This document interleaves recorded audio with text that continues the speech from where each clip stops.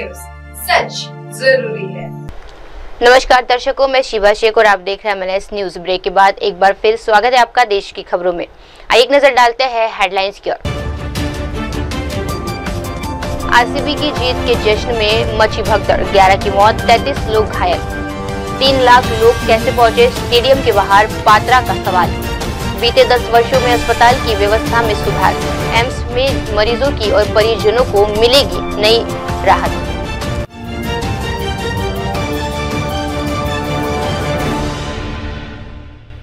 आप देख रहे हैं एमएनएस न्यूज, सच जरूरी है। देखते हैं खबरें विस्तार से। आरसीबी की जीत के जश्न में मची भगदड़, 11 की मौत, 33 लोग घायल। बेंगलुरु में कल रात एक जश्न ने अचानक मातम का रूप ले लिया।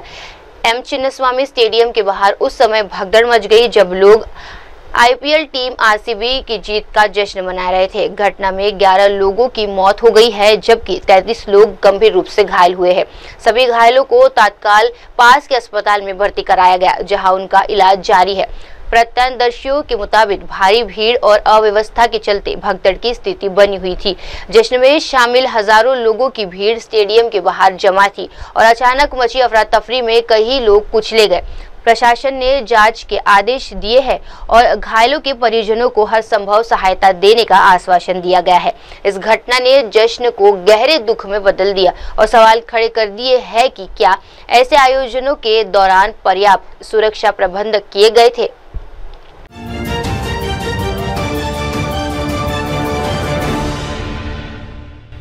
आप देख रहे हैं एमएनएस न्यूज, सच जरूरी है। आइए बढ़ते हैं अगली खबर की ओर। 3 लाख लोग कैसे पहुंचे स्टेडियम के बाहर, पात्रा का सवाल। बेंगलुरु के एम चिन्नास्वामी स्टेडियम के बाहर आरसीबी की जीत के जश्न के दौरान हुई भगदड़ में 11 लोगों की मौत और 33 के घायल होने के बाद राजनीतिक पारा चढ़ गया है। भाजपा सांसद डॉक्टर संबित पात्रा ने कर्नाटक सरकार पर बड़ा आरोप लगाते हुए कहा कि ये महज एक दुर्घटना नहीं बल्कि सरकार द्वारा रची गई एक बनावटी भगदड़ थी। उन्होंने मुख्यमंत्री सिद्धार्थ मौर्य के उस बयान की आलोचना की जिसमें उन्होंने कहा था कि ऐसी घटनाएं होती रहती है। संबित पात्रा ने सवाल उठाया कि जब स्टेडियम की क्षमता 45,000 है तो विजय जुलूस में 3 लाख लोग कैसे पहुंचे। यह आंकड़ा खुद राज्य के डिप्टी सीएम द्वारा दिया गया है जो ये दर्शाता है कि सरकार और पुलिस के बीच समन्वय की भारी कमी थी। उन्होंने बताया कि पुलिस ने विजय जुलूस को अनुमति नहीं दी थी, फिर भी ये आयोजन क्यों हुआ। क्या सरकार ने जानबूझकर सुरक्षा इंतजामों की अनदेखी की। संबित पात्रा ने इस पर भी नाराजगी जताई कि जब लोग भगदड़ में मर गए उस समय सोशल मीडिया पर मंचों पर बधाई संदेश जारी किए जा रहे थे। उन्होंने इससे सरकार की संवेदनहीनता का उदाहरण बताते हुए और कहा कि ये घटना सीएम और डिप्टी सीएम के आपसी टकराव और प्रशासनिक विफलता की वजह से हुई है। जिस प्रकार से कल कर्नाटक के बेंगलुरु में चिन्नास्वामी स्टेडियम में 11 लोगों की मृत्यु हुई है स्टैम्पीड में, यह न केवल कर्नाटक के लिए बल्कि पूरे भारतवर्ष के लिए एक बहुत ही दुखद घटना है। माननीय प्रधानमंत्री जी ने, सभी ने इसके लिए दुख जताया है। आज भारतीय जनता पार्टी भी जिस प्रकार से 11 बेगुनाह जाने गवाई है कर्नाटक ने स्टैम्पीड में, हम भी शोक जताते हैं और ईश्वर से प्रार्थना करते हैं कि उनके परिवारजनों को ईश्वर धैर्य दे, उनके परिवारजनों को ईश्वर शक्ति दे और उन्हें दिवंगत आत्माओं को अपने पास रखे। मगर कुछ गंभीर सवाल हैं जो आज उठते हैं। चिन्नास्वामी स्टेडियम में जो हुआ है, क्या वह मात्र एक एक्सीडेंट था? Was it just an accident or was it a manufactured stampede? मैं कहूंगा कर्नाटक के बेंगलुरु में जो हुआ है, it was a government manufactured stampede. And look at the audacity of the chief minister. Chief minister Siddaramaiah कहते हैं ऐसे स्टैम्पीड तो बाकी जगहों में होते रहते हैं। He is trying to normalize a stampede in which 11 innocent lives, 11 valuable lives have been lost. Kannadigas are not going to forgive the chief minister and the deputy chief minister. ये chief minister और deputy chief minister की आपस की लड़ाई के कारण, दोनों के बीच अनबन के कारण 11 जाने गई है। ना तो भारत क्षमा करेगा और ना ही कर्नाटक और बेंगलुरु क्षमा करेगा डीसीएम और सीएम को। बहुत सारे प्रश्न उपजते हैं। खुद डीसीएम डीके शिव कुमार ये कह रहे हैं कि चिन्नास्वामी स्टेडियम की कैपेसिटी मात्र 35,000 है और 3 लाख लोग वहां मौजूद थे। किस प्रकार से 3 लाख लोग मौजूद थे? अगर 35,000 ही कैपेसिटी है स्टेडियम की, तो आपकी विक्ट्री मार्च में 3 लाख लोगों को आपने अलाउ क्यों किया? And the news that is coming out is, which in fact the government of Karnataka has to answer, that the police denied any kind of permission to hold such kind of victory march. Police ने कोई permission नहीं दिया इस victory मार्च के लिए, उसके बावजूद ये विक्ट्री मार्च कराई गई। किसके कहने पर कराई गई? अगर पुलिस ने परमिशन नहीं दिया, उसके बावजूद विक्ट्री मार्च किस प्रकार से हो सकता है? कौन जिम्मेदार है इस विक्ट्री मार्च के लिए? क्यों एक कोऑर्डिनेशन नहीं हुआ पुलिस और इवेंट ऑर्गेनाइजर्स के बीच में?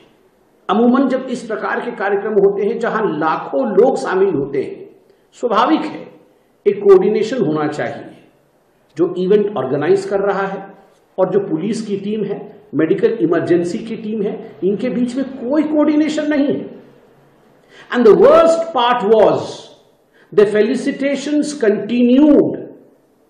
The felicitations continued while the deaths were happening. लोग मर रहे थे और यहां पे सेलिब्रेशन चल रहा था।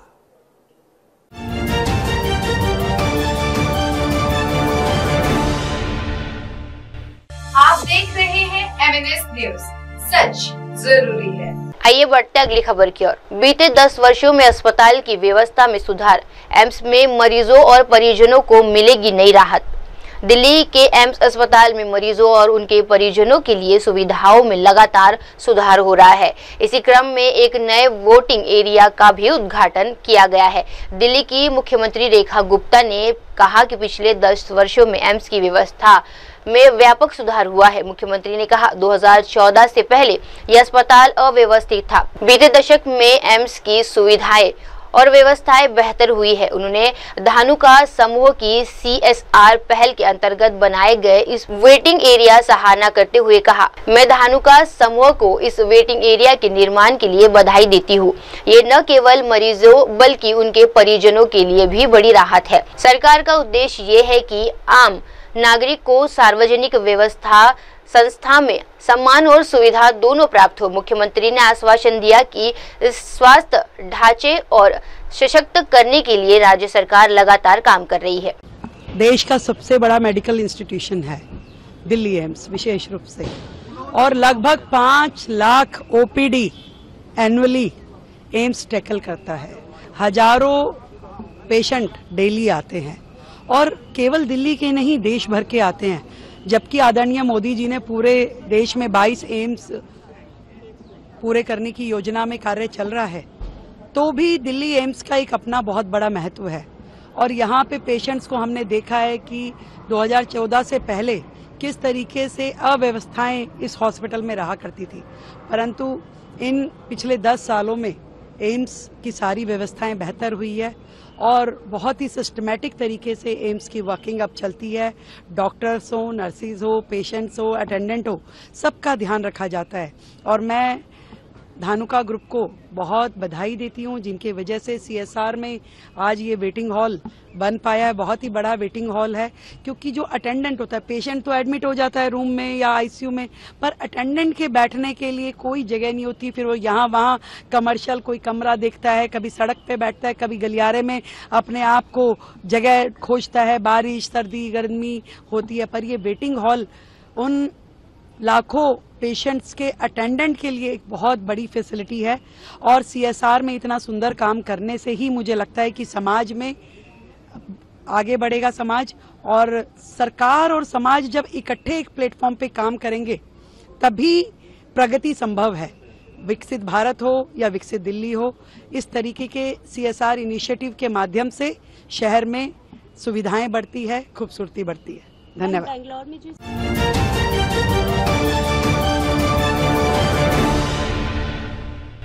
आप देख रहे हैं MNS न्यूज, सच जरूरी है। आइए बढ़ते हैं अगली खबर की ओर। केंद्रीय कृषि मंत्री शिवराज सिंह चौहान का मोहाली में स्वागत। किसानों से करोगे मुलाकात, योजनाओं की करेंगे समीक्षा। पंजाब के मोहाली एयरपोर्ट पर आज केंद्रीय कृषि मंत्री शिवराज सिंह चौहान का जोरदार और गर्मजोशी से स्वागत किया गया। पारंपरिक पंजाबी अंदाज में लोक कलाकार और पार्टी कार्यकर्ताओं ने ढोल नगाड़ों के साथ उनका अभिनंदन किया। मंत्री शिवराज सिंह चौहान आज पटियाला के दौरे पर है, जहां उनके कई महत्वपूर्ण कार्यक्रम निर्धारित है। बताया जा रहा है कि वे किसानों के प्रतिनिधियों से भी मुलाकात करेंगे और राज्य में कृषि से जुड़ी योजनाओं की समीक्षा करेंगे। इसके अलावा कृषि विज्ञान क्षेत्र और अन्य संस्थानों से जुड़े कार्यक्रमों में उनकी उपस्थिति रहेगी। ये दौरा राज्य के केंद्र के बीच कृषि क्षेत्र में सहयोग को और मजबूत करने की दिशा में एक महत्वपूर्ण कदम माना जा रहा है।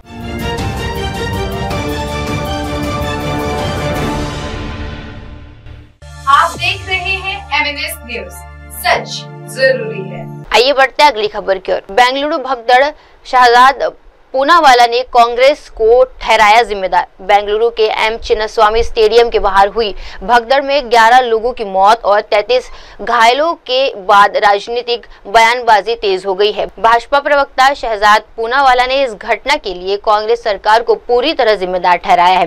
उन्होंने कहा, ये बेशर्मी की पराकाष्ठा है। ये उदासीनता के बाद अहंकार, आपदा के बाद भ्रम और इनकार है। जो जश्न होना चाहिए था वे आपदा में बदल गया। ये राज्य प्रायोजित मानव निर्मित त्रासदी है। पूनावाला ने मुख्यमंत्री सिद्धार्थ मौर्य की प्रतिक्रिया पर सवाल उठाया, जिसमें उन्होंने कहा था कि ऐसी घटनाएं होती रहती है। उन्होंने कहा कि सीएम दूसरे राज्यों की मिसालें देकर जिम्मेदारी से बचते रहते हैं। उन्होंने डिप्टी सीएम DK शिवकुमार पर भी निशाना साधा, जो इस घटना के लिए भीड़ को दोषी ठहरा रहे हैं, लेकिन सरकार की कोई जवाबदेही स्वीकार नहीं कर रही है। शहजाद पूनावाला ने आरोप लगाया है कि जाने चली गई, लेकिन कांग्रेस सरकार का कार्यक्रम और शो जारी रहा। ये संवेदनहीनता और अहंकार का पराकाष्ठा है।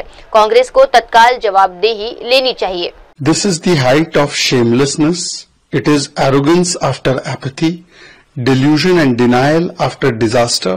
What should have been a celebration turned into a catastrophe. It is a state-sponsored, man-made tragedy and disaster for which Congress is completely responsible. And look at the response of the Chief Minister. He says many incidents take place, Kumbh took place. He's blaming other states and saying, I have never raised these issues. What does he mean? Deputy Chief Minister blames the crowds, but he does not take his own responsibility. He sits arrogantly. Today the questions that beg answers is that why was the full preparation not done? Why, when the police said that we cannot handle this, they denied permission despite that such event was held? Why is it that basic ambulances were not in place? Why is it that the crowd, how much crowd would come, the anticipation was not done? Instead of taking the accountability and responsibility, we find that Congress party is once again trying to blame the people, the crowds. They have put publicity above people. They continued the show after lives were being lost. मतलब लाश गिरती रही, जश्न चलता रहा. Congress should own up accountability and immediately CM and Deputy CM should resign. कि ऐसी घटना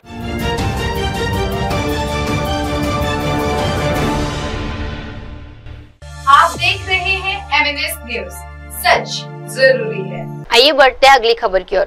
महाराष्ट्र में सिंगल यूज प्लास्टिक के खिलाफ अभियान, पर्यटन संरक्षण को लेकर राज्य सरकार की ठोस पहल। महाराष्ट्र सरकार पर्यावरण संरक्षण को लेकर एक गंभीर और ठोस पहल कर रही है। राज्य की पर्यावरण मंत्री प्राजक्ता गोपीनाथ मुंडे ने बताया कि 22 मई से शुरू हुए जागरूकता अभियान की श्रृंखला अब सिंगल यूज प्लास्टिक पर रोकने का लक्ष्य और बढ़ रहा है। मंत्री ने कहा, 22 मई से लेकर आज तक हमने कई कार्यक्रम आयोजित किए, जिसमें सिंगल यूज प्लास्टिक को न कहने पर विशेष जोर दिया गया है। इस अभियान के तहत सरकारी दफ्तरों, स्थान और सार्वजनिक स्थानों पर सिंगल यूज प्लास्टिक के उपयोग की निगरानी की जा रही है। प्राजक्ता मुंडे ने आगे कहा कि इस स्वच्छता अभियान के बाद सभी सरकारी विभागों का दौरा किया जाएगा ताकि ये सुनिश्चित किया जा सके इस प्रतिबंध का कड़ाई से पालन हो। राज्य सरकार का उद्देश्य ये है कि न केवल प्रशासनिक स्तर पर बल्कि सामाजिक स्तर पर भी पर्यावरण संरक्षण की आदतें विकसित की जाए। इस दिशा में जन जागरूकता और व्यवहार परिवर्तन को मुख्य प्राथमिकता दी जा रही है। आज जागतिक पर्यावरण दिन है और जागतिक पर्यावरण दिन में हमने पिछले 22 तारीख से लेकर आज 5 जून तक अलग अलग कार्यक्रम केंद्र शासन के नियमों के अनुसार, उनके निर्देश के अनुसार और हमारे महाराष्ट्र शासन के खुद के इनोवेशन के अनुसार लिए हैं।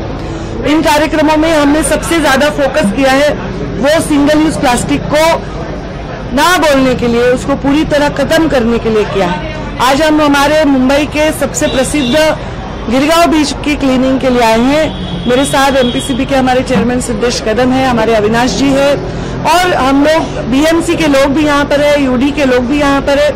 और इसके बाद हम मंत्रालय में जाएंगे और सारे विभागों को हमने वहाँ निमंत्रित किया है, मुख्य सचिव, सचिव, सारे विभागों को, कि ये कहा है कि आप अपने विभाग से शुरू करिए, आप अपने मंत्रालय से शुरू करिए। पूर्णतः सिंगल यूज प्लास्टिक से मुक्त हमारा प्रशासन होना चाहिए, शासन होना चाहिए, तब हम जनता को कह सकते हैं। तो ये प्रयास में बहुत एनजीओज शामिल हुए हैं, बहुत लोग हमें अच्छा रिस्पांस दे रहे हैं और मैं चाहती हूँ कि अभी मैं नहीं कह सकती अगले साल उसले पर एक 5 साल का टारगेट लेके हम चल रहे हैं कि 5 साल में हमें सिंगल यूज प्लास्टिक से पूरी तरह मुक्ति पानी है। और ये जो बनाते हैं वो भी इलीगल है, उसके लिए भी गृह मंत्रालय जो हमारे मुख्यमंत्री महोदय के पास है उनसे चर्चा कर ये पूरी तरह इसका प्रोडक्शन ही बंद होना चाहिए, ऐसा भी हम प्रयास करेंगे।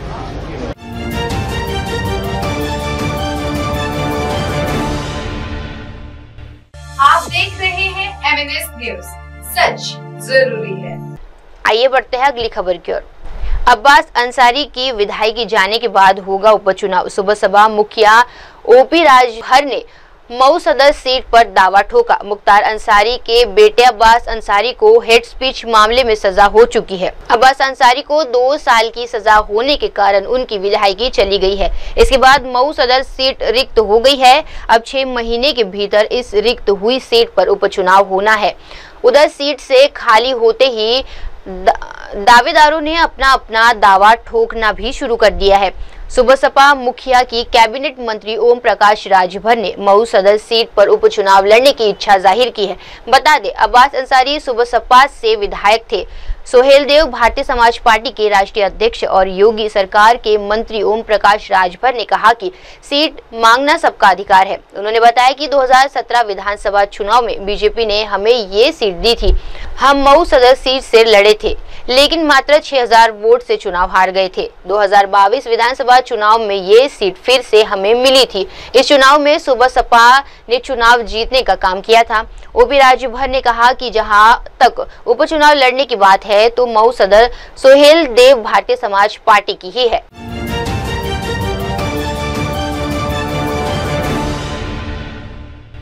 आप देख रहे हैं MNS न्यूज, सच जरूरी है। आइए बढ़ते हैं अगली खबर की ओर।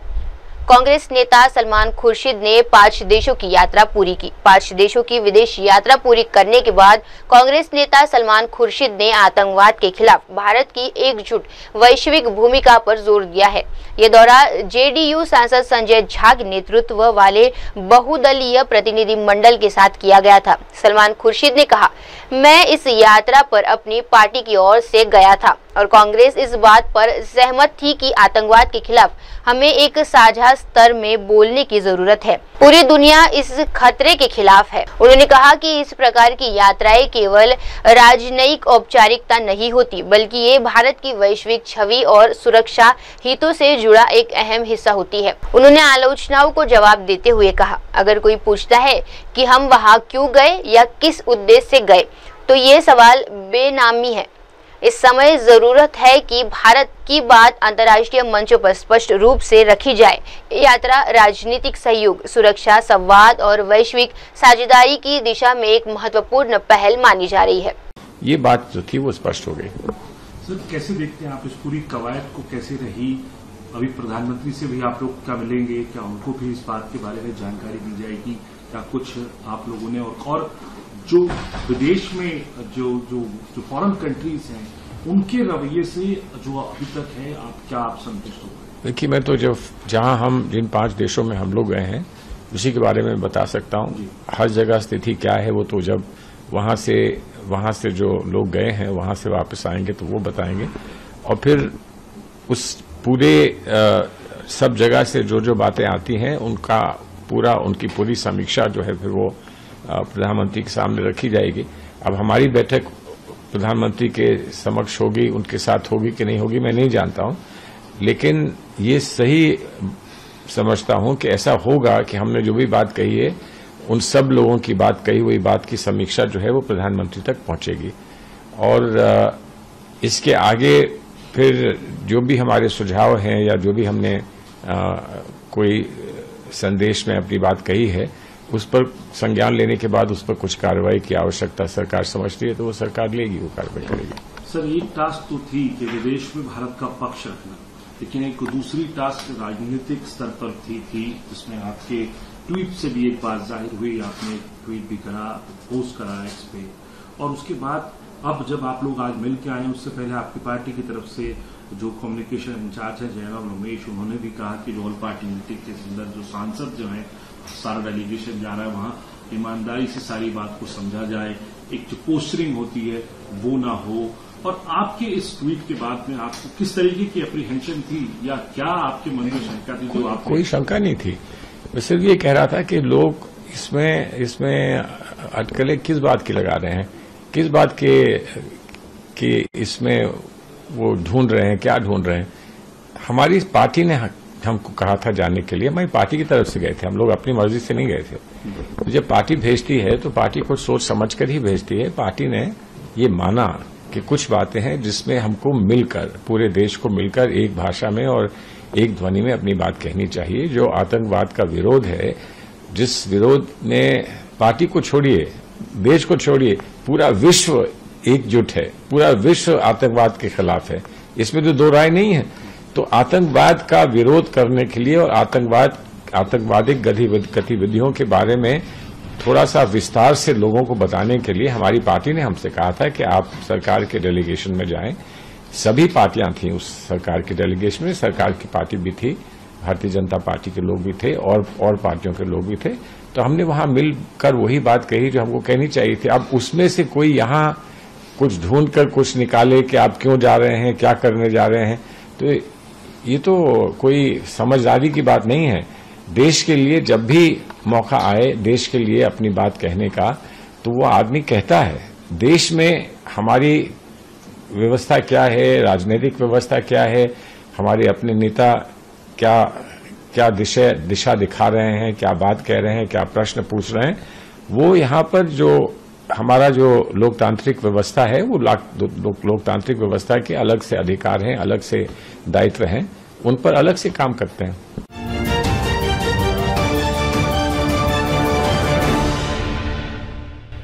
आप देख रहे हैं MNS न्यूज, सच जरूरी है। आइए बढ़ते हैं अगली खबर की ओर। महाकुंभ में 50 से 60 लोग मारे गए, मैंने तो कुछ नहीं कहा। बेंगलुरु के चिन्नास्वामी स्टेडियम के पास भगदड़ मच गई। इस घटना में अब तक 11 लोगों की मौत हो चुकी है, कई की हालत अब भी गंभीर है। इधर घटना पर सियासत गरमाने लगी है। बीजेपी ने कर्नाटक की कांग्रेस सरकार को निशाना बनाया। इधर कर्नाटक में मुख्यमंत्री सिद्धार्थ मौर्य आरोप के घेरे में है, तो महाकुंभ भगदड़ का जिक्र करते बीजेपी पर पलटवार किया। सिद्धार्थ मौर्य ने कहा कि जब महाकुंभ में भगदड़ में कई लोगों की जान चली गई थी तब उन्होंने कोई आलोचना नहीं की थी। सिद्धार्थ मौर्य ने कहा, ऐसी घटनाएं कई जगहों पर हुई, मैं इसकी तुलना दूसरी घटनाओं से करने से इसी सही नहीं ठहराऊंगा। कुंभ मेले में 50 से 60 लोग मारे गए, मैंने तब भी इसकी आलोचना नहीं की थी।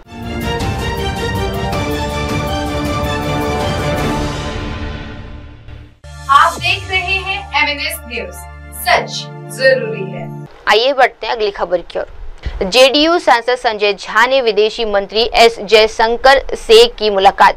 5 देशों की कूटनीति यात्रा पूरी करने के बाद जेडीयू सांसद संजय झा ने विदेशी मंत्री एस जयशंकर से मुलाकात की और इसे दौरे के अनुभव पर विस्तृत चर्चा की। संजय झा ने कहा, हमने विदेश मंत्री से मुलाकात की, उन्होंने अपनी यात्रा का फीडबैक दिया और बताया कि किन मुद्दों पर संवाद हुआ। इन 5 देशों में हमने तत्वों के साथ स्पष्ट किया कि भारत बीते 4 दशकों से सीमा पार आतंक का सामना कर रहा है। उन्होंने कहा कि इस यात्रा का उद्देश्य भारत की अंतर्राष्ट्रीय छवि को और सशक्त बनाता है और आतंकवाद के खिलाफ वैश्विक समर्थन जुटाना था। प्रतिनिधि मंडल ने विदेश मंत्री को बताया कि इन देशों में भारत की स्थिरता, लोकतंत्रता और सुरक्षा नीति को लेकर सकारात्मक नजरिया देखने को मिला। अभी हम लोगों ने जो 5 कंट्री गए थे और उसमें अभी हम लोग विदेश मंत्री जयशंकर जी से मिले और एक तरह का ये था कि फीडबैक भी कि क्या रहा नहीं रहा, तो उसका एक नोट लेना।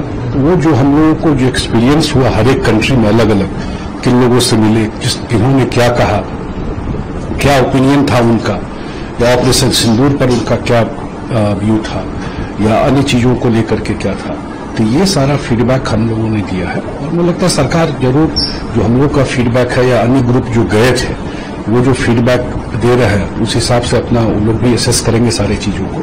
लेकिन कॉम्प्रहेंसिव फीडबैक हम लोगों ने पूरे 13-14 में जो हम लोग थे वो पूरा एक फीडबैक हम सब ने, टीम के सारे लोगों ने मिलकर दिया। कुछ उन्होंने बताया ऐसी घटना जो पूरे इस दौरान हो, जो आपने विदेश मंत्री को बताया। हाँ, हम लोगों ने, हाँ, मैंने बहुत स्पेसिफिक, जो मैं अभी रिकॉर्ड पे बहुत बात नहीं कर, लेकिन हम लोग का जो भी एक्सपीरियंस रहा, मैंने स्पेसिफिक इश्यूज थे कि हम लोग एक स्पेसिफिक काम के लिए गए थे कि एक्सपोज करना किस तरह से आपको टेररिज्म जो है वो क्रॉस बॉर्डर टेररिज्म यहाँ पर हो रहा है पिछले 4 डिकेड से, या पहलका की घटना जो है कितने क्रूअल तरीके से की गई, कैसा डिस्टर्बेंस करने का कोशिश किया गया, और ये कोई एक कंट्री में नहीं, कल को ये कहीं भी ट्रिगर कर सकता है। और जो भी फैक्ट्स था, या आसिम मुनीर का स्टेटमेंट, या ख्वाजा आसिफ उनके जो डिफेंस मिनिस्टर है उनका स्टेटमेंट, या पुराना जो भी घटना है उसमें पाकिस्तान का लिंक, या Pakistan financial action task force में कैसे ग्रे लिस्ट में था, ये सारा चीज प्लस वहां के लोगों का जो फीडबैक था हर एक तरह का, हर एक कंट्री का, वो हम लोगों ने उनको दिया। मैंने भी और जो हमारी टीम के अन्य लोग हैं वो सारे लोगों ने उनको अपना फीडबैक दिया। तो वो काफी फोर्थकमिंग थे, वो पूरा डिस्कस कर रहे थे कि चीज को, सारा हम लोगों ने उनको जानकारी दी। अब वक्त हो चला है दर्शकों एक छोटे से ब्रेक का। ब्रेक के बाद भी जुड़े रहिए, देखते रहिए मेरे सहयोगी श्रद्धा के साथ देश की तमाम बड़ी खबरें। धन्यवाद। आप देख रहे हैं एमएनएस न्यूज, सच